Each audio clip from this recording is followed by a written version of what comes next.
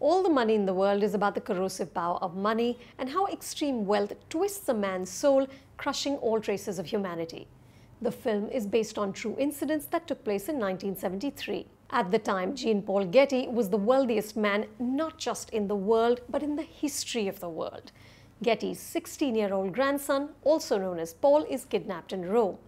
The kidnappers demand a $17 million ransom, to which Getty Sr. replies, "I have 14 other grandchildren, and if I pay 1 penny now, I'll have 14 kidnapped grandchildren."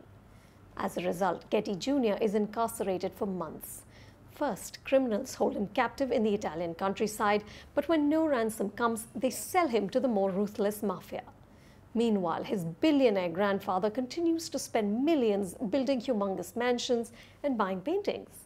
At one point, he declares, "There is a purity to things that I've never been able to find in another human being." Getty Sr. is a monster, and Christopher Plummer plays him to perfection. This character and his performance propel the film. It's hard to imagine now that the role was first played by Kevin Spacey. But in early November, when allegations of Spacey's sexual misconduct surfaced, director Ridley Scott replaced Spacey with the 88-year-old Plummer. Nothing about Plummer suggests that he was a last-minute addition. Getty Sr. is so horrific and so hypnotic that you can't look away. The other pillar is Michelle Williams, who plays Abigail, the mother of the kidnapped teenager.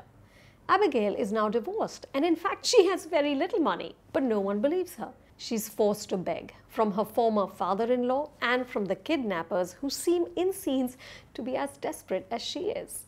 Williams is commanding as the wonderfully complex Abigail, who eventually proves as resilient as her opponents. Mark Wahlberg makes much less impact as Getty's ex-CIA trained operative. Even though he plays a pivotal role, his performance barely registers. All the Money in the World is written by David Scarpa, who's working from John Pearson's book Painfully Rich: The Outrageous Fortune and Misfortunes of the Heirs of J. Paul Getty.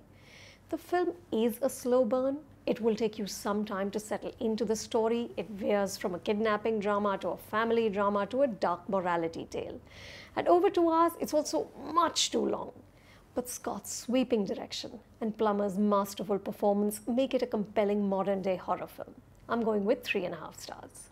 If you like this review, subscribe to Film Companion. We've got more every Friday.